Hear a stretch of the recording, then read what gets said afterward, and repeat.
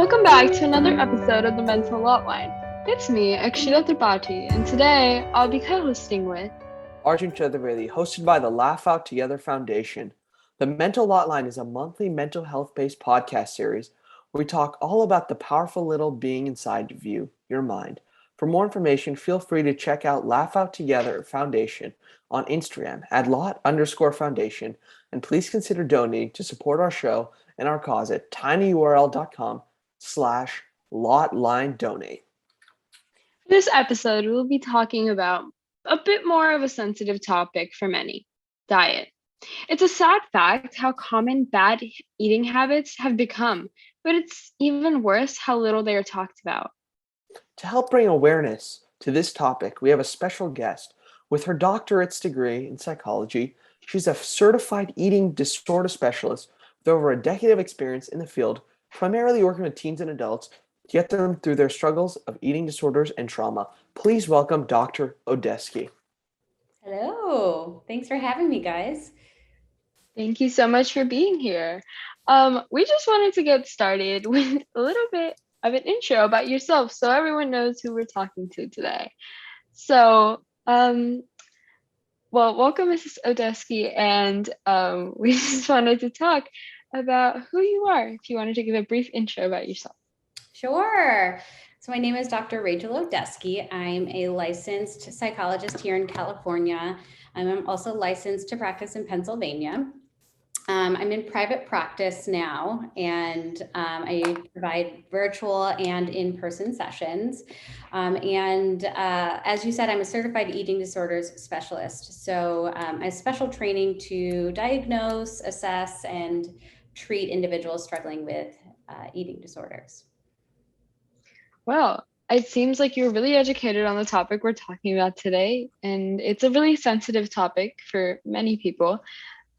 Eating disorders. And so, I just wanted to start off by getting out there a specific, not just definition, but an idea of what an eating disorder is and how diet and mental health are really connected, because I think it's a good basis to know what we're talking about before we actually talk about it.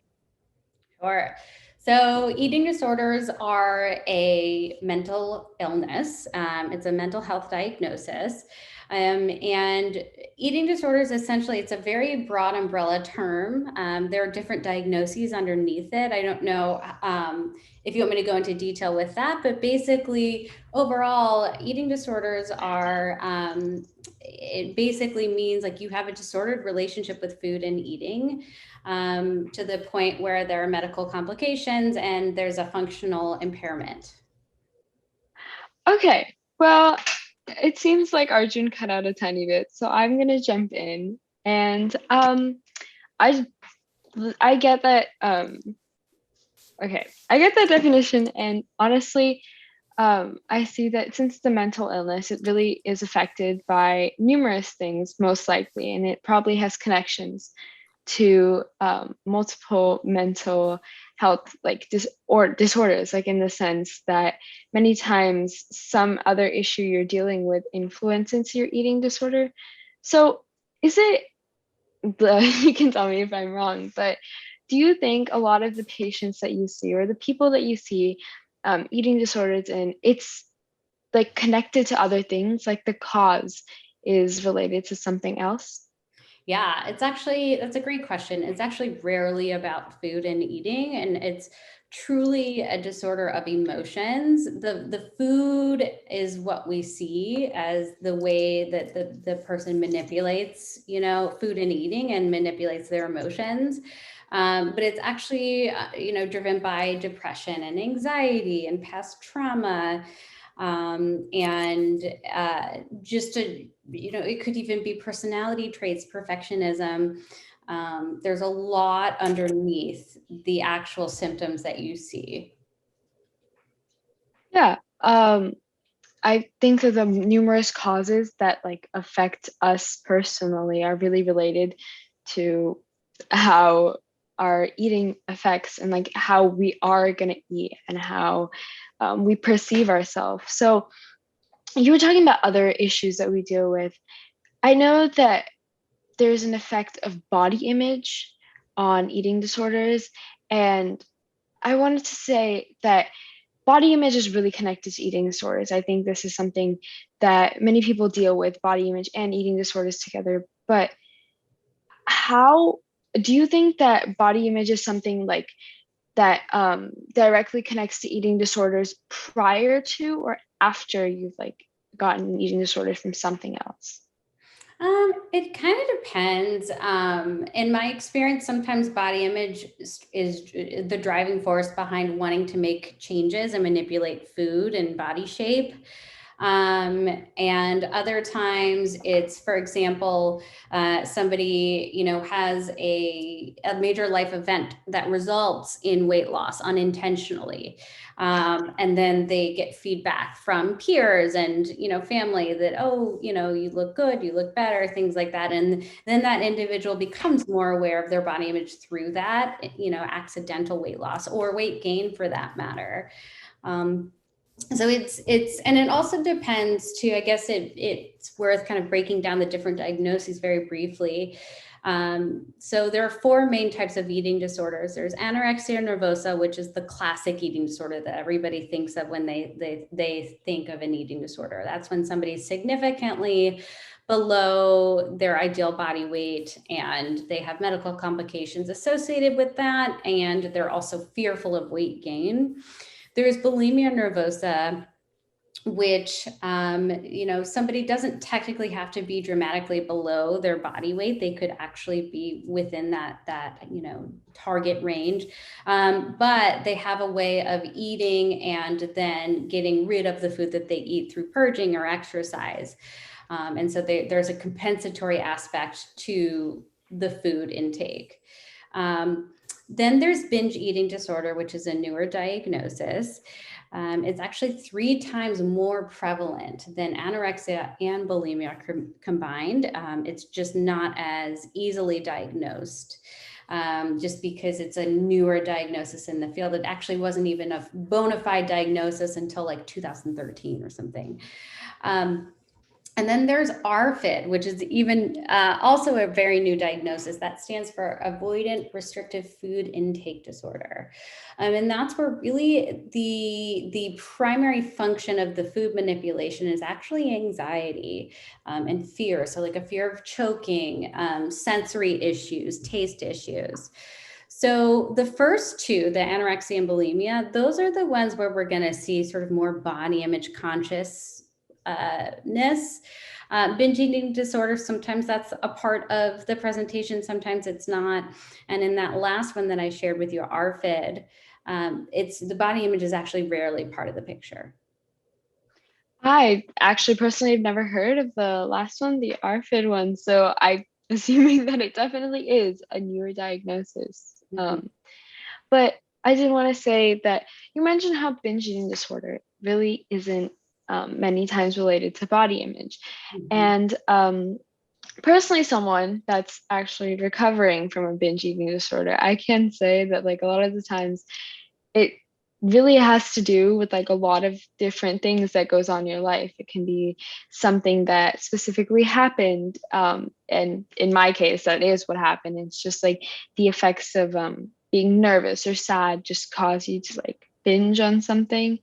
But specifically, I wanted to say that a lot of the times people like to either not only self-diagnose, but they don't really go to clinics or doctors or special eating disorder like specialists like you to figure out what's wrong with them.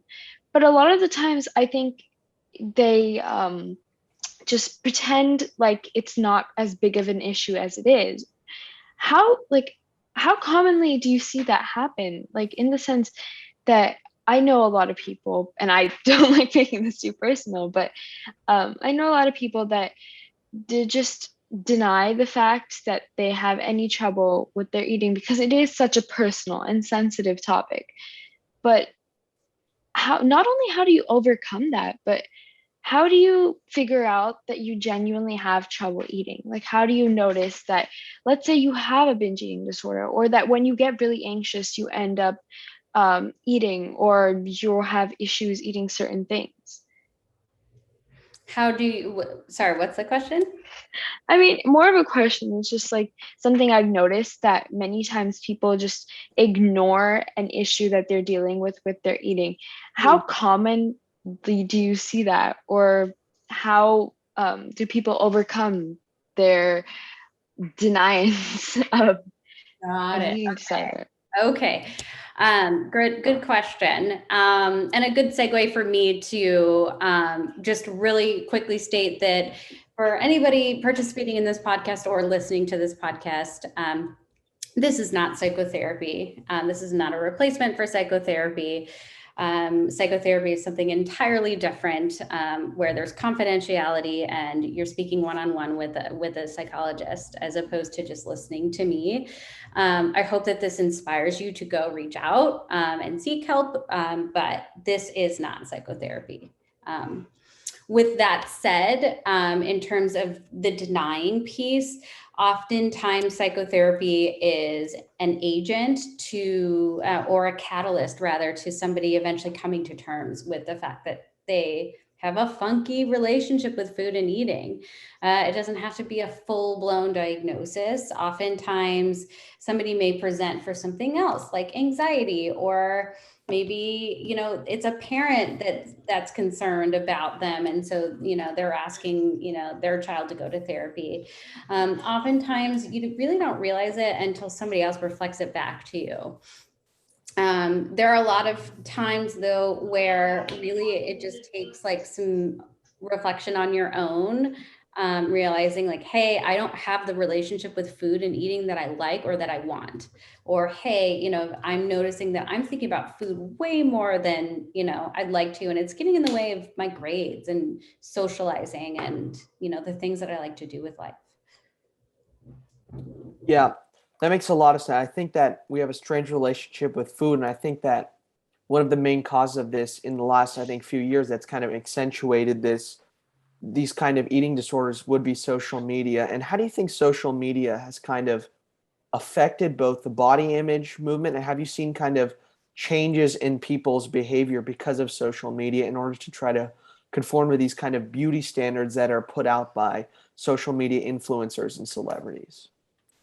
Yeah, I mean, absolutely. And I actually want to share with you, hopefully you find this interesting. I find it fascinating. There's a little island off the coast of Australia called Fiji. I don't know if you've ever heard of it. It's super gorgeous and tropical. And Definitely have heard of it. okay, yeah, it's on my bucket list. I really want to go. Yeah. And up until like, the early 90s, mid 90s, Fiji didn't have cable. Fiji didn't have direct access to mainstream media that you and I, grew up watching. And they finally, sort of did. And there was a dramatic increase in disordered eating. Actually, there is a study that came out in the Harvard Medical School researchers report. And it's a direct quote essentially saying this is from 1999, a dramatic increase in disordered eating among teenage girls is to be noted, and that may be linked to the recent introduction of TV. So I do think that social media and media at large is a huge part. I think we're quick to kind of jump to social media because there's a comparison aspect there where we're all looking at our own photos and looking how they look compared to somebody else's photos.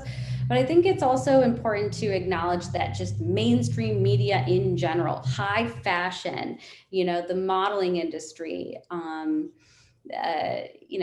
things like that also play a part in influencing how we feel about our own bodies and how we look at others. Yeah, I mean, I don't mean to get all philosophical here, but I know for a fact that a lot of the times fast fashion and just like the idea of the fashion industry itself, a lot of the times they like flash things at you, trying to attract you to like wear this or buy that, and a lot of times that affects you mentally, and you sit there and you look at the models that are wearing all these things, and then you get in your head. But a thing that I've mentioned, and I feel like we have mentioned in Mental Hotline a couple episodes back, is the idea of a highlight reel and how social media essentially is a highlight reel of your life. I think everyone here listening and us, we all have our social medias where we post different things that highlight the best times of our lives when we think we look the best. And it's like a reflection of our lives to other people. So if like someone didn't know me and they followed me on Instagram, they would think that, oh, this is what she looks like, this is what she's like all the time. And many times people ignore their own highlight reel and like just let other people get in their head. And I know that's one of the body image issues that we've gotten because of mainstream media. um, and TV shows, actors, actresses. I think it's just the idea of trying to make people look much better than they are, which makes it sound like we're putting down actors, but it's the idea of like being shown as grand and amazing, and then other people feel that they should be at that level all the time. And so when you're not, I think that affects you. But I just want to say that even though we are affected by mainstream media a lot, and we always will be because it's present now. It's not like, as much as we try, I've tried to delete Instagram and stay that way. That doesn't really work, does it? A lot of times. So, how do you cope with it other than like cutting things off? Like setting boundaries, like you said. I mean, deleting it if you find that ultimately you can't set appropriate boundaries. But there are things you can do too, like just take an inventory of the people that you're connected to socially, whether it's, online with Facebook. I don't know what you kids use these days. Back in my day, it was Facebook. Or, Instagram, Snapchat. Like there's so many ways to be instantly connected and to just like insert ourselves into everybody else's lives, even though, like you said, it's not real life, it's a highlight reel. So setting boundaries, maybe it's just only, going on and looking at certain things, or only going on to post and not necessarily going on to scroll through what everybody else is doing. Maybe it's, if I notice that I start to compare myself to others, that's when I, turn off the phone for the night or turn off the app for the night. Maybe it's I go through, who I'm following and connected to it. And maybe it's I unfollow some of those people that, impact me emotionally, make me feel badly about myself. You could also too, like mix it up and start, for example, if you're really struggling with body image and you find that social media is making that worse, but you also really can't live without it, then go ahead and search for people that are pushing, the concepts such as body neutrality, body inclusivity, body positivity, and maybe unfollow people that are really like pushing diet culture and things that, are making you doubt all of the other more sort of healthy and grounded behaviors that you're engaging in. Yeah. So what I wanted to ask you is like a lot of us kind of, including myself, kind of struggle with like how to stay fit and how to stay healthy, going to the gym. And there's kind of this new thing, I think, on trends on social media, especially with kind of this growing thing called diet culture, right? Like keto diet, like fasting. Do you think this, I think the sentiment of kind of dieting and trying to promote kind of a healthier lifestyle is important, but do you think kind of diet culture, like toxic diet culture, has had a real effect on body image and kind of eating disorders in general over the past few years? Yeah, I do. I think especially too, um, the fact that like all of this stuff is getting pushed at us at such a rapid rate that the brain doesn't have the time and wherewithal to digest every single message and be like, wait a second, where did that come from? How credible is that? How do I feel about that? We're bombarded with so much stimuli on a daily basis that we're just like, okay, and we take it as fact. And if you look at all of the studies that have come out, recently around social media and how it's yeah, it is undeniably linked to mental health issues, right? And it's because partly like we're just interpreting all of the messages and things we see as true, or we're not questioning any of them. And that's the same thing with diet culture and, the different, I almost just said keto, paleo, like they're all the same to me actually. But just sort of like us taking in these messages, like we have to have this insane relationship with food and the gym, in order to get this body that's not even attainable. I think it's incredibly disempowering, especially to young kids as well as like older adults. And it's just really, it sends the wrong message, and it actually leads down a path of self-destruction if you don't catch yourself. Yeah, I mean, I wanted to go back to something you said. Like the way you were analyzing the diet culture, it kind of reminds me of English class, because in English we're like talking, we look at memes and I remember we watched this one little promotion clip, and it was like an ad for this drink. Like I think it was a synergy drink. I'm not sure what it was, but it was something, and it like was talking about different diets that people take and they fail, and that they should take this drink because it's like better than all the diets. And the person that they used to portray the woman that's searching for all the diets was probably one of the most like, was the ideal body shape. And I'm putting that in air quotes specifically because honestly, that's just a social construct that we've made. And it's something that, another thing that social media has pushed forward, because prior to social media, how could you share your body with the world? Which sounds kind of odd, but in the sense that we didn't have an ideal of like the perfect body before media was produced. And I feel like a lot of girls, not just girls, guys, anyone, like everyone just doesn't like genuinely see every part, and how they don't feel as included. And a lot of different influencers are now trying body include um like oh my god, I'm blanking on words. I know you mentioned this earlier. Yeah, inclusivity. Inclusivity, yes. Sometimes words just don't work, you know? But I just want to say that since a lot of influencers are like trying to do better in the world, and they are trying different so to call trend, like so to speak, trends, so that most people feel included and most people feel good in their bodies. Do you think that's actually like helping in the positive? Like, do you see any change in girls and guys and like any of the patients that come to you? Or is it still the effects of like social media on you? It's really hard to say. And I have to say, I'm really not plugged into that whole world.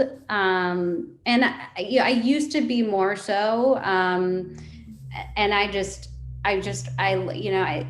have an Instagram handle. I don't think I've posted since April. You're more than welcome to call me out on that if that's not the case, but I'm pretty sure it was April. And it's because I really lost interest in all of it. To be honest, I think it's also just like there's so many competing, conflicting messages, and there's no way to be politically correct. There's no way to not offend somebody. Yeah. It's almost like sometimes people like will go on looking to fight or looking to call someone else out for Cancel culture. and so it's just one of you I think said that used the word toxic. I think when you're talking about diet culture, and I actually feel like Instagram specifically and social media is toxic, and it may not be for everyone. It is toxic for me in terms of how it makes me feel when I go on and when I look and when I engage. It doesn't make me feel good at all. And that's I think, one of the things that I would really like stress to this your generation, this younger generation, like take a step back and ask yourself, how do you feel when you go on Instagram, when you go on Snap, when you go on Facebook? I don't know what else there is, but when you go on that platform, do you feel energized and inspired, or do you feel less than? And do you feel insecure? And do you feel anxious? So I know I didn't answer your question at all, because I don't have, I can't speak to that, I guess is the best way to say that, because Yeah. I'm not plugged in that way. Yeah. I mean, honestly, I would love to say that I was like, I'm plugged in, but I've noticed in myself that when I didn't have Instagram and like until quarantine, I didn't have anything, and my life was a lot different. Like, I'm gonna be completely honest. I think just installing one app definitely changed a decent amount in me. But that's personally me. And a lot of people have a better relationship with different social medias. But I think the thing is that everything is good until a certain limit. Like once you reach and you go past a certain limit, it's it becomes bad. And I think we can apply that to social media. But I kind of want to segue away from social media and Please. kind of kind of talk about something that I feel like you'd be better off talking about, but in the sense of coping, because I think we completely like ignored the side of eating disorders that doesn't talk about social media and body image, because it's not just that. Like I know in my case it wasn't really body image in the sense, because I didn't even have social media. It was different events in my life, and I noticed that the events that I dealt with in like during my own life, personal life, affected how I ate. And I know that this isn't like therapy, so you can't really like analyze the reasoning behind my thought process as to why that happened. But how would I, not me specifically, but how would anyone that's dealing with an eating disorder that's not specifically to body image, do you recommend that they go and figure out what's wrong with themselves and like go to therapy separately, or just go to therapy for like their eating disorder and like figure it out that way? So I think any therapist is going to be able to help support, somebody with that. If they're coming to them saying, hey, like I'm engaging in these behaviors that, for some reason I can't stop doing, but at the same time, are really impairing me and making me unhappy. And really like and the reason I say like, yeah, any therapist, of course, like a specialist is great, of course, like in any, if you need heart surgery, you want to go to a heart surgeon. You don't want to go to just, but Yeah. any guy in a pinch, any practitioner will do, right? If you're in distress. And that's because it doesn't have that much to do with the food, like I said, and it has everything to do with your response to your emotional experiences. And most people will, say that it's, after doing the therapeutic work, like what they realize is that it's about avoidance of certain emotions, and it's about tamping down certain emotions. So, like let's say I'm walking around and I'm constantly feeling things at an 8, a 9, and a 10. Well, if I can, restrict and feel like I have an empty belly and focus on that physical sensation, that, allows me to kind of distract myself, feel more in control. And, if I'm sitting here, thinking about food and exercise and all that stuff, I have less resource to focus on my emotions. And so now all of a sudden I'm feeling things at like a 5 or a 6. Like a lot of kids like me and, high schoolers especially, we kind of eat unhealthily and kind of unhealthy patterns kind of in order to deal with stress, like binge eating once in a while. If we have, for example, for me, if I get really hungry for some reason when I study, or I don't know if it's hunger, maybe it's just kind of my body trying to eat in order to kind of cope with the stress of kind of life. And I think that many of us can kind of relate to using food as a almost like as a substitute in order to kind of combat the stress of life. And what I wanted to ask was that, like, is unhealthy eating, do you think, kind of a product of like people's environment, or is it kind of based more in kind of mental disorders, or is it kind of a product of stress and other factors from your environment? So that's a loaded question with me, because I actually wouldn't even differentiate unhealthy eating from healthy eating. I think eating is eating, and we should be honoring our hunger cues and also our cravings. The only time I would say something would be unhealthy is if, you've got if it's expired, or, if you've got a food allergy. Other than that, now on the spectrum of nutrition, there are certain foods that are more nutritious and less nutritious. And so I think we typically classify the more nutritious foods as the healthy foods, and the less nutritious foods as unhealthy. But some of the things we do know is that, like, so for example, some of those foods that most people will, call out as unhealthy are foods that are soothing. They're foods that, when we eat them, release certain chemicals in our brain that make us feel pleasure and make us feel calm.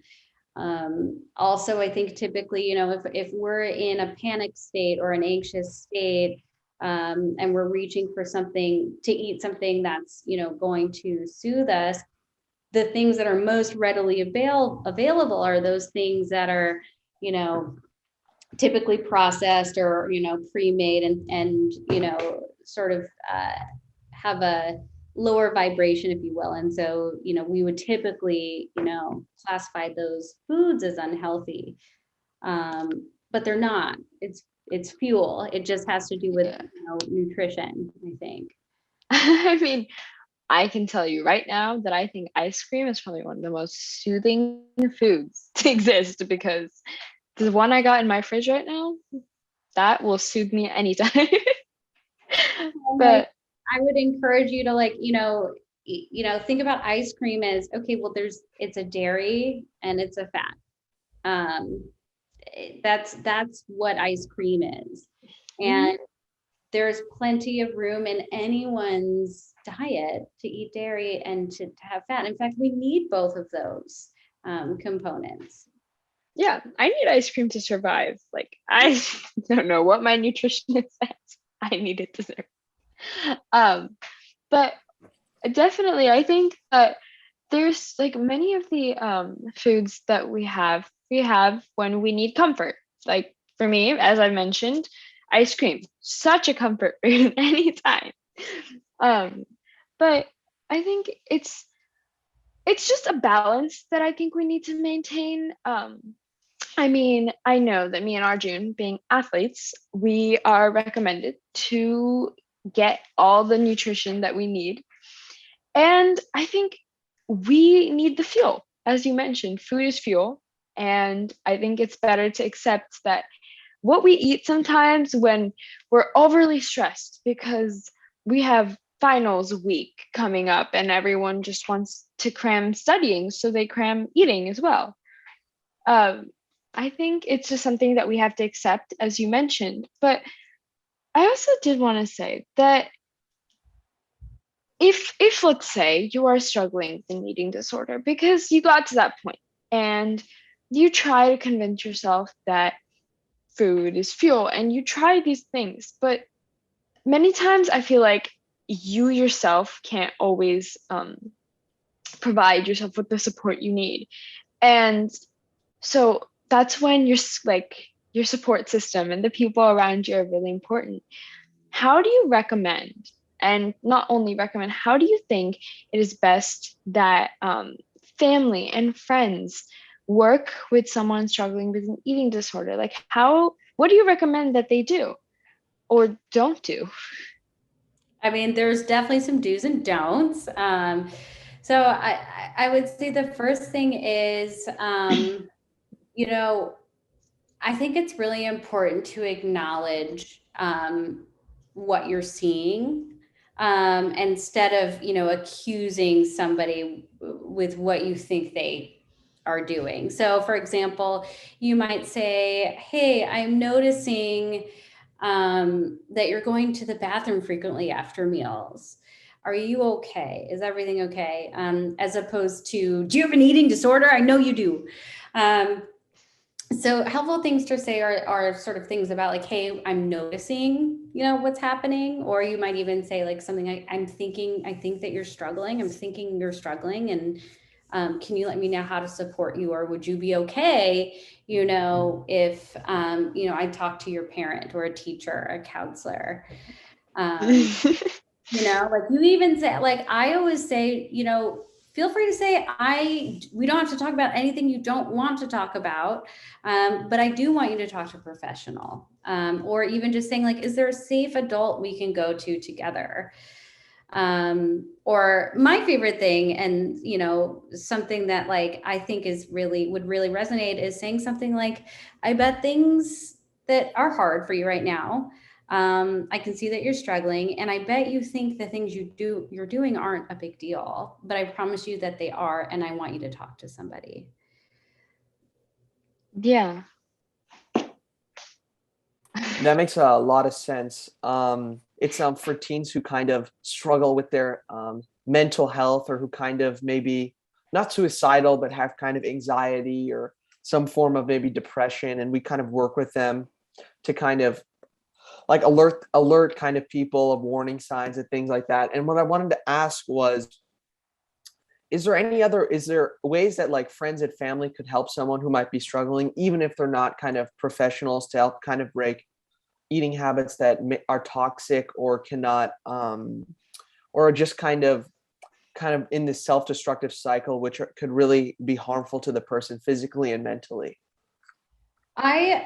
I've always encouraged a friend or family member or parent to loop in a professional, because you don't want to blur the lines between, a support person and, a treatment provider, especially because, a lot of, once somebody's gotten to that point where they're fully in their eating disorder, it's really hard to get out of that alone.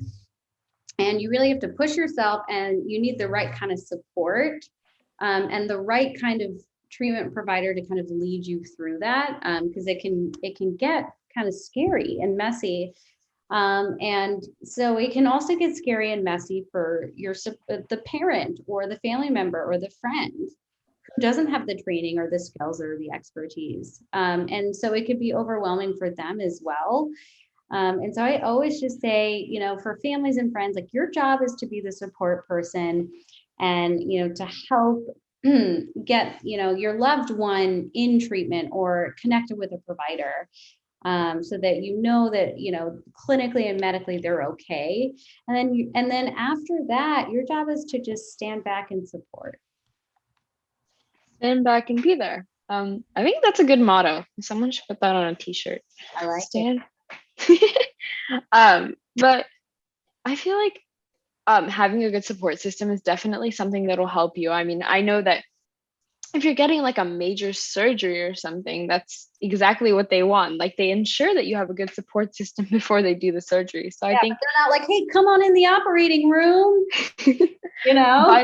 By the way, if you don't have anyone to help you afterwards, sucks to be you. You feel better. No, it's a great analogy. I love that.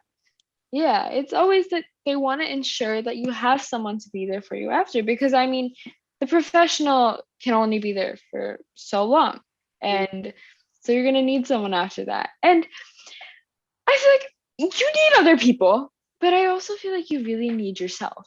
Like, I think when you're going through a time of healing and a time of like self-love and all that, you're not always going to be at your best. Sometimes you're just like, it's so hard, like I give up. At those times, what different recommendations do you have that people should do, in the sense of like, I don't know, for me it was never checking my weight, like not going on a scale, or something in the sense of allowing myself to eat and not having the need to rationalize everything. What do you recommend? Like, that a person does for themselves? Well, I think it all depends on like where you are and like what you're struggling with. And so I actually think that, for example, like the thing you said about not weighing yourself, I don't think weighing yourself is really ever helpful unless, first you're pregnant and you need to make sure you're weighed, or, it's part of a medical condition, or something like that. And it's a piece of data and it's only being used as data, and not influencing how you feel about yourself, your self-worth, what you eat that day, things like that. But I feel like that mindset, sorry to cut you off, but it's just like the mindset of changing your mindset to think that your weight is just data. Like it's a number that you're going to use in math. I mean, other than that, why would you need it? Right. Like it's a data point. Like, do you remember what you weighed on, February 4th of 2019? Like, no. You probably did have a weight at that point, but it was not significant. It's just a data point. And so I think knowing like what your, blind spots are, what your trigger points are, is really important. So for example, for somebody who is really struggling with calorie counting, well, make sure then maybe you don't want to go out to eat at some of the restaurants, that have the calories on the menu. Oh yeah, I don't like those restaurants. That's not going to be helpful for you in your stage of recovery right now. Now, eventually I would challenge that person to do that, because I think it's an important exposure, because in life, that's the direction clearly we're going, is that we need the calories on everything. So, you do have to learn to sit with your distress around, being, in the presence of a menu that has calories. But there are so many things that you can do to make sure that you're surrounding yourself with people that you are loving you for you, not based on weight, shape, or appearance. Like I said, I think the social media is a big one. Not weighing yourself. I don't really find that helpful. Even things like, for example, if body image is really tough for you right now, when you're going clothes shopping, if you're trying on a garment, I know this might sound weird, but either pull two sizes and don't look at the sizes, before you try them on. Or if you really can't help yourself, turn the garment inside out and try it on, so that the size isn't even visible, right? Or I have all kinds of tricks. Like another one is, okay, try on the garment, but try it on with your back to the mirror, so that you can feel it and feel how you feel in it, and before you look at yourself in the mirror, and then decide, which garment you're gonna go with, regardless of size. I mean, that sounds interesting. Maybe I'll try it next time I go shopping. I plan to get some things in the Thanksgiving sale, so maybe it'll work out. Yeah. Well, I feel like that this was just an amazing conversation. Yeah, thank you so much. Thank you so much. For me personally, and I think Arjun personally too, and just for everyone listening, I think even though this definitely does not replace any therapy, anything, this is not professional. Well, I mean, other than the fact that we have a professional here, it's just us discussing a lot of things about eating disorders and spreading awareness about a topic that really, really needs to be talked about. And I mean, I just wanted to ask you, do you have anything you'd like to add? Leave us with any final pieces of advice or tips? Nothing groundbreaking. Like I said, I think one thing I would really encourage everybody to do is ask yourself how you feel when you're doing certain things. Like if you're going, Arjun, to the gym, ask yourself, like, do you really want to be there right now? And does whatever exercise you're doing, does that actually feel good to you? Are you doing that because it's a results driven, exercise? So I think being more curious about like what we're doing and how it's making us feel can lead us to just an overall more fulfilling lifestyle. And I know that sounds really cheesy, but it's so true. Same thing with social media. Like, do I like being on here right now? And I think the other thing too, specific to food and eating, is there's a principle called intuitive eating, and there's actually an author. She's a dietitian here in Orange County by the name of Evelyn Tribole. And she authored a book called Intuitive Eating. And there's all kinds of workbooks. And, there's lots of resources. You just go on Amazon and type in intuitive eating. There's a great workbook that you can, kind of work through. But it's got different principles, and the ones that I like and really push the most are the rejecting diet mentality. We need to do that. The diet industry is a $1 trillion industry that doesn't care about how it messes us up. It just wants to make money. So rejecting the diet mentality and honoring your hunger and fullness cues. Honor your cravings, mindful eating.